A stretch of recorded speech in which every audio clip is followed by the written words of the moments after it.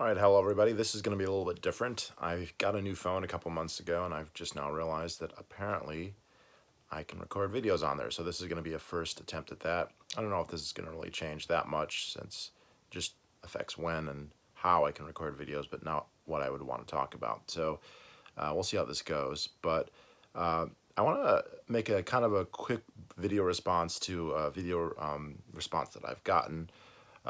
For those of you who remember back in the day, that used to be a feature on YouTube where you could post video responses to people, and now you can't. I guess very few people use them, and they were just phasing them out when I started the channel. But back in the golden age of political debate on YouTube, that was quite common, and a lot of the anarcho-capitalists and libertarians that I followed early on, who the vast majority of which no longer make videos, that was kind of the way they would go.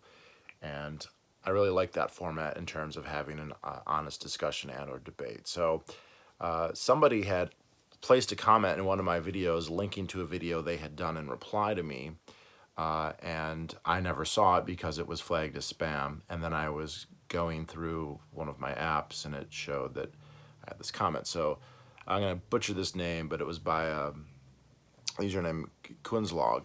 And so there are a couple points. One, he thought that I was an egalitarian, and I've commented. Here's the thing: I started commenting on his video, and I don't like making comments that are interesting content that other people would find, maybe useful in a thread where not many people are going to read it. And that's not a dig at his channel. That's even on my channel. If I find myself making comment threads like comments like that, I don't like to do it because I just realized nobody's going to really read them. So, I'm an egalitarian in the sense of equality before the law, or in kind of general humanity, but in terms of absolute material goods, I'm definitely not an egalitarian. I don't believe all people are created equal in any physical sense. We have different attributes, and that's good. It would be boring if we all looked the same and were the same and we're not. And I don't think that there's any way that you can disassociate egalitarianism with sameness or being identical. We need to be different, and to be different means that in any quantifiable sense that we will not be equal. And I also am really don't care about material, and here's the thing. So in the video, he talks about he believes in human welfare trumps property rights. Okay, fair. I I don't think that there is any contradiction or conflict anyway. It's certainly possible that you could believe in property rights and that could hypothetically, hurt people's welfare. But I don't think that's the case. And so in the comment there on his, I left the thought experiment. So he was like, I really hate inequality and, favors redistributive taxes. And he said that, you can, since people are wealthy because of luck, or some degree of their wealth is due to luck, then it's okay to expropriate that excess wealth, and redistribute it. And of course, there's no way to determine what percentage of somebody's income is due to luck or not luck, or unluck or being unlucky. So how you can assess your taxes based on that doesn't make any sense. That's basically a carte blanche to take however much you want. It also doesn't address the problem of, well, because you got lucky doesn't mean that somebody else deserves your money, right? So the fact it doesn't make the recipient of welfare deserving of that exchange. Just why are they entitled to it? Because you got lucky doesn't mean that someone else is entitled to the fruits of that luck. And again, how much of this is due to luck? Is it just completely random chance? This is especially funny coming from a race realist or somebody like that, because their whole point is that resources in society are definitely not random, right? There are qualities and abilities and tendencies in society that are not randomly distributed. So they're obviously not about just luck, but which Coags is not a race realist. So he, as far as I can tell, he got the impression that go back. So I don't think that, as it happens, that believing in property rights means that you are sacrificing human welfare, however defined. But he got the impression I was an egalitarian, and again, I've made videos, and a good essay here is Egalitarianism: A Revolt Against Nature by Murray Rothbard. So I'm definitely not an egalitarian, and it definitely doesn't bother me when other people have more than I do, even if it was because of luck, right? There are people who have things that I would like because they were lucky and I was unlucky, and that doesn't make me jealous of them. So here's the the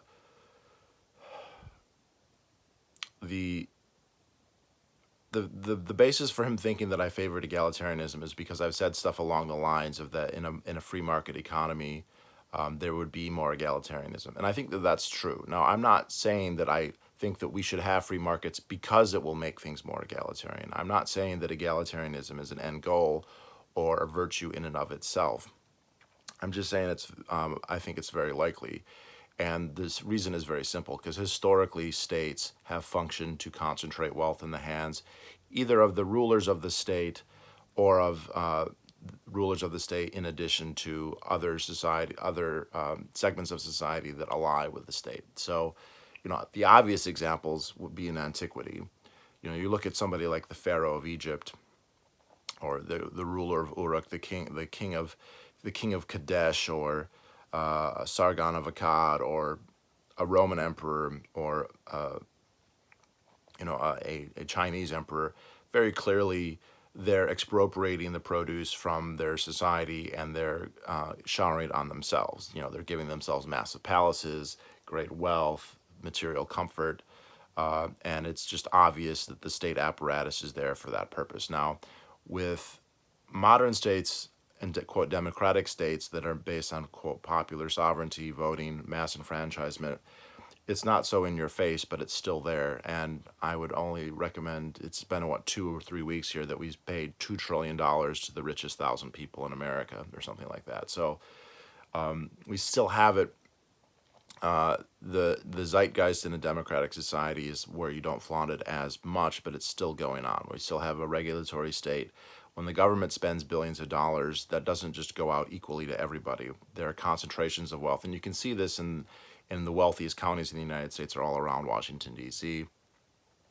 There's this enormous apparatus of wealth that's based there, and companies, corporations, they lobby the state for advantages that they do because they think it's in their self-interest.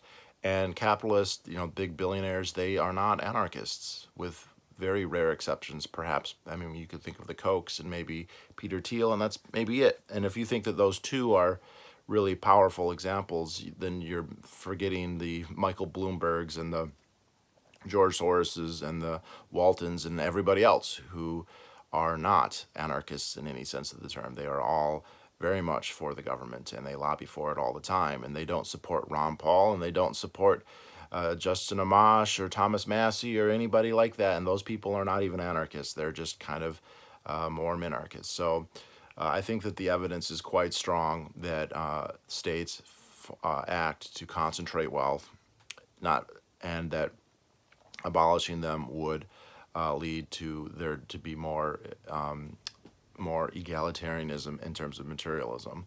But again, that's not the reason I'm an anarchist or why I would advocate that. I think that's just a result. Now, let me say, it just does not bother me. And I think in his video, he talked about, he just believes in human welfare. And I posited, okay, let's say you have a person who is got a nice house, a nice family, he makes a good living doing a job that he enjoys, and he has a take-home pay after all living expenses and everything. He's got $500,000 a year, and he can go skiing, he can go on vacation when he wants, he travel the world, has hobbies, he plays an instrument, his kids do soccer or whatever, and he has a meaningful life. And then let's say somewhere else on the continent, there's somebody who is a billionaire, someone who's got $10 billion, so 20,000 times wealthier than this guy. Would you now say that person A needs welfare, that he has a horrible life because there's somebody out there who is worth 20,000 times as much as he is. And I think that's just patently absurd. Why would that be? And it's kind of interesting that, like, is this, can there be a, like, if the billionaire was in China, would that be not a problem? Or in Canada, would that not be a problem? You know, like, I live in New Hampshire, so like if there was a billionaire in Florida or California or Hawaii, which is part of the United States, would that be a problem? But if they were in Montreal, which is 200 miles away, that wouldn't be a problem. Like, I don't. This is just, and does it matter? Do I need to know? Do I need to know about them? Like, I'm sure everyone's heard of some billionaires, Bloomberg, you know, whatever. But I think there's something like over 1,000, maybe like 4,000 billionaires, something like that. And you know, I'll be damned if, how many can you name? 10 of them. So do the ones that you not know about, do they also reduce like, is that a problem that they're out there?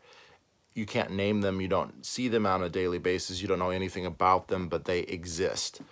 And just the fact that they exist alone is a problem. Doesn't matter. I mean, you're fine, you're not starving, you're doing well, you're happy, you have a meaningful life, you whatever, go to church or don't go to church or whatever, you and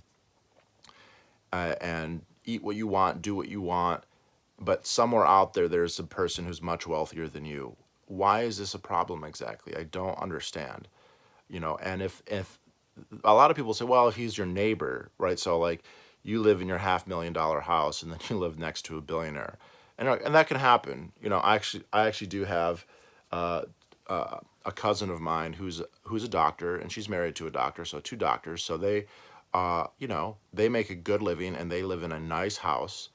And their next door neighbor is Betsy DeVos, who is a billionaire or worth at least many multi-million. I think that the DeVosses are billionaires.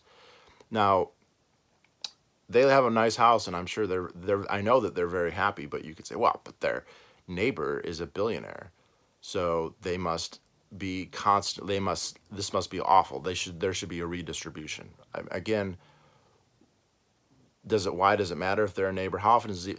It doesn't even seem to matter, because the people who talk this way don't care if the billionaire is your neighbor or not. If there was a billionaire enclave, that wouldn't make it okay, or would it? So again, and then why a billionaire and not a 990 millionaire or a 500 millionaire? Again, not clear why that would be. And I'll have to get a post if I keep doing this, because it's hard to hold. But now, the only like utilitarian argument that I really know, because the other ones are like, what? So a billionaire in Hong Kong, is that a problem? Does it matter how many billionaires there are? Does it matter if I see them or if I don't see them? What if they, you know, Warren Buffett famously lives in like a small house. So let's say he is a billionaire, but like he dresses modestly and he acts modestly. So is that a problem or no?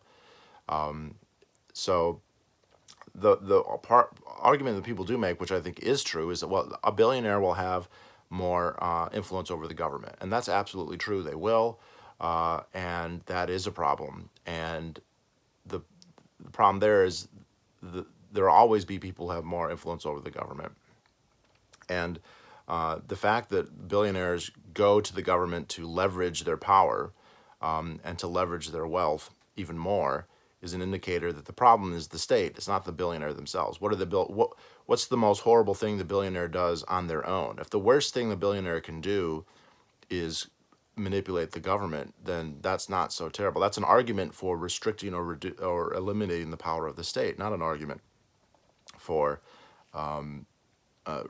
making the state even bigger to try and redistribute this. And again, name me a redistributive state that has actually succeeded in creating an egalitarian world, or even an approximate egalitarian world. It hasn't happened in any of the communist states, hasn't happened in any of the monarchies, it has not happened in any of the democracies, even the welfare states that people like to plaudit so much, and Scandinavian socialism, Iceland, just has not happened anywhere. And there's no evidence that it ever will. So again, why do we believe that for once it'll happen? So that's a fair argument, but that's an argument against the state, not against the billionaires. The other thing is, it just seems like this is coming completely from envy. It's not a question of welfare. It's not a question of poverty. It's a question of income inequality. They just don't like, or wealth inequality. They just don't like that some people are richer than them. And as Margaret Thatcher said, you don't care that if the poor get poorer, all you want is if it's fine as long as the rich get less rich. And I think that's true. I think that this is really all coming from a place of envy. And that's not healthy. You shouldn't come from a place of envy. You shouldn't, if you're happy and you shouldn't look at your neighbor and think that he's a bad person because he has more than you, whether he's a billionaire or not. And let's be fair here. Most of the envy that actually happens isn't about billionaires. It's about your peers. It's about people who are right next to you who, yeah, you make $75,000 a year and he makes $25,000 a year, which means he's got a bigger RV. And so, ooh, that bothers you, okay? And that there's way more of that happens than with billionaires. It just seems more politically salient when we talk about billionaires. And again, if you were Bernie Sanders, you talked about millionaires until it became common knowledge that you were yourself a millionaire with 3 or 4 houses and over $1 million in income in a single year, which means a net worth would be a lot more than $1 million. So it's just not healthy to be envious like that and to go after them. Now, there is this intuition that a lot of leftists have that if you got wealthy, it's because you made somebody else poor. And that is possible. There are ways to become wealthy by doing that. If you expropriate from somebody, if you steal, right? If you go and you take somebody's things and then make yourself wealthy. And that's how states got wealthy. That's how the Pharaoh got wealthy. That's how the Tsar got wealthy, or the Romans, and that can happen today too, right? You can have wealth taken from taxes and then awarded to you in the form of a bailout or a subsidy of some type, or through eminent domain, right? You can be Ford or GM and have the state of Michigan or the city of Detroit just take thousands of houses and give them to you, and then you are wealthier as a result. Now they didn't pay nothing, but they paid less than they otherwise would, way less than they otherwise would. And so, yes, there's that type of wealth. And I 100% agree that wealth that is ill-gotten, that's taken from coercion, is a problem. And I oppose that. But see, the thing is, that always happens through the prism of the government. Like, that's the only way that happens now, and that happens every day, all the time. It's just that leftists don't care about that because leftists look at state actions as inherently good. That doesn't bother them.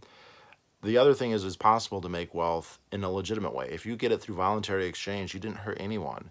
If I become wealthy because I produce something that people want and they voluntarily buy it, I didn't make them worse off. So when people do an exchange, when I make a good or a service and someone else gives me a set amount of money for that, it's because they value the good or service more than they value the money, and I value the money more than I value the good or the service. So we're both better off. I mean, this is just simple. The idea that there's always a loser, that every exchange there's a loser and a winner, and one person did well and the other person did bad, is just completely wrong. And you don't think that in your normal life. When you go and pay money to get food, you're like, aha, I got food and they got screwed because they just got money, or vice versa. Or if or when you get paid for something, you don't go, ha, fuck that person. They gave me money for something I didn't care about. I had a yard sale and I sold a car or whatever. So, yeah, I just think that this impulse, I guess I understand that it's an impulse, that it's an intuition a lot of people have, but I think that it's totally erroneous. So anyway, wow, this is going to be a 20-minute video, but I just wanted to kind of try out this new thing. So let me know how it looks, how it sounds, what you think about the shaky cam, and we'll go from there. All right, have a good day, everyone.